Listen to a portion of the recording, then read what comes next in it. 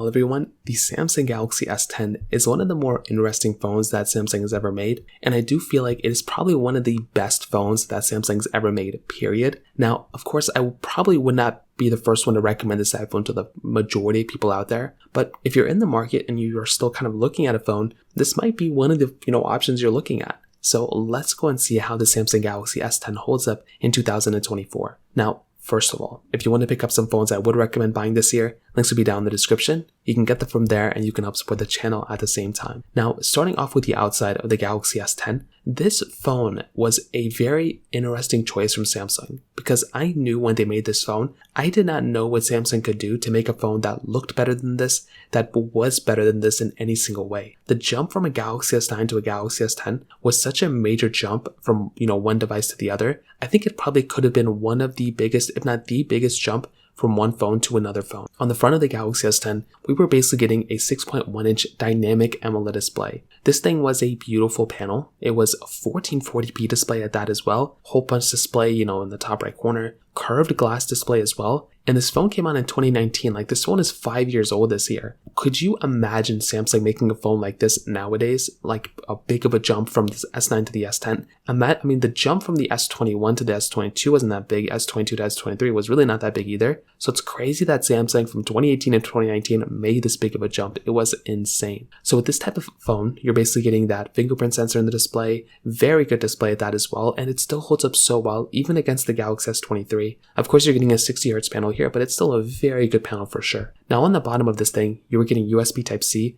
which was amazing. I loved having USB-C, and this thing had Samsung DeX as well, which gave us like that desktop experience on this phone, which was amazing within this product as well. You were also getting, this is big, that headphone jack as well. The fact that this phone had that headphone jack was amazing, and that was another amazing feature that I loved about these particular phones. Headphone jacks are awesome, you don't really need them anymore, but it was another really cool thing going on for this phone. On top of that, you were also getting a microSD card slot. The fact that we were getting a microSD card slot on this phone was amazing. It was one of the last Samsung, not the last one, but it was one of the last ones that basically had that type of capability. And that was another amazing thing going on for this, phone as well. Having that, microSD card slot is still really cool. I love having that type of capability, and this phone had it at that time, which was so amazing. On the backside, you were also getting kind of an interesting build. So you're getting that flat triple camera setup, which I actually liked a lot. Nowadays our cameras protrude so much, but at that time we actually had a camera setup that basically stuck out not that far, and it was actually a really cool thing going on for this phone.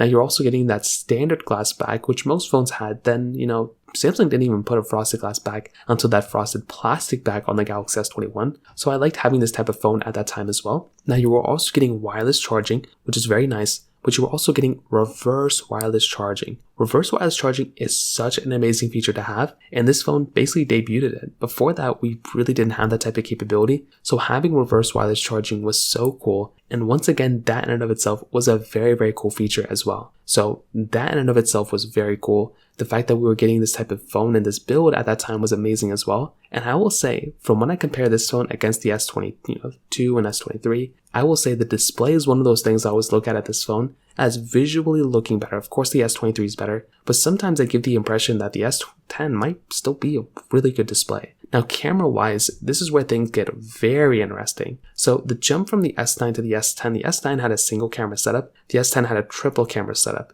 And Samsung makes some of the best cameras from any phone. So the fact that we were actually getting this type of camera on this type of product was actually so amazing. And that in and of itself was a very cool thing. So we were getting that wide, ultra-wide and telephoto lens on this type of phone. And like I said, that was a very good thing to get from a phone like this. The fact that we were getting this type of build quality, this type of experience was insane. Now, that wide ultra-wide telephoto lens setup was very nice because you were getting 4K at 60 on the back and 4K at 60 on the front as well. So that was something that was really awesome. Just being able to sit there and basically being able to talk about our cameras and having this good of a camera setup was very nice, and that was something that I really did like a lot. The S9 before, had a good camera too, but the fact that this thing had One UI, debuted with One UI as well, that was another massive thing. So that was something that I really liked about this phone. So the camera just gets a thumbs up for me as well.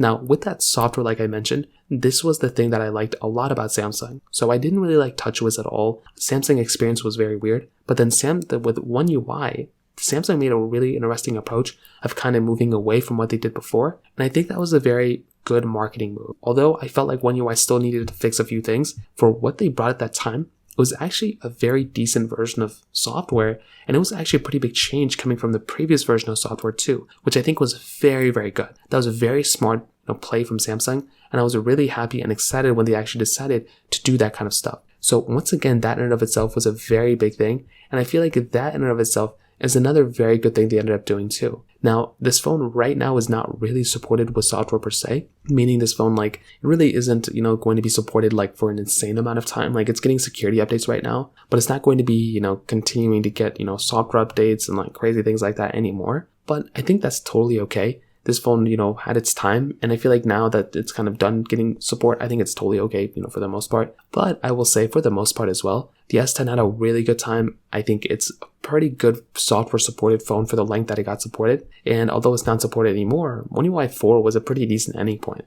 So I'll leave it at that from there. Now, performance wise, this phone at that time had that Snapdragon 855 chipset with 8GB of RAM on the top models, but on the base models it had 6. On my model, it did have 6GB of RAM, and it's funny because even on that, specific phone model, it was still a very good performing phone. Like, you would be surprised once again how good of a job Samsung did with this phone, even from a performance standpoint. I can't really think of any way that this phone really didn't like deliver in expectations, or they gave us like, they didn't give us a certain feature here that they should have. Like, it pretty much had everything that you'd ever want from a phone like that. The only issue I may have had was like with software sometimes, but like for the most part, the Samsung that I knew at that time completely changed my opinion from them at that moment. So performance wise, not the best performing phone, but it was still good enough for the most part. It was still very good performing for the most part at that moment. It had the best chipset you could have that year. I don't know if the 855 was a major difference from the chipset before that, but I remember that with this phone, I wasn't complaining about the performance, and even now when I still pick up this phone and compare it against all the other phones across the board, app opening speeds are still very decent. But I think on top of that too, when I'm playing Genshin Impact or some other big major games on this phone, I'm actually still able to get very decent performance from this type of product, which I think is very good, and that's a very big thing going on for this type of phone as well. So that in and of itself is another very big asset for this type of phone, like I mentioned before. So overall, with that being said, is the Samsung Galaxy S10 still worth buying in 2024? And I would say this is a multi-part thing. So for one, I do think the Galaxy S10 is a great phone. I think it's probably one of the best phones that Samsung's ever made. And going from one phone to the other, this phone is killer. Samsung knocked it out of the park. But the issue with the Samsung Galaxy S10 now is the fact that it's kind of done getting software support. Like, I don't want to recommend a phone to people if it's not going to be supported with software, or if it's going to have problems. And, with this type of product, once again, like, I don't want to recommend this phone to people if it's going to be somewhat outdated with software already by the time you buy this phone. So I say that to say this iPhone,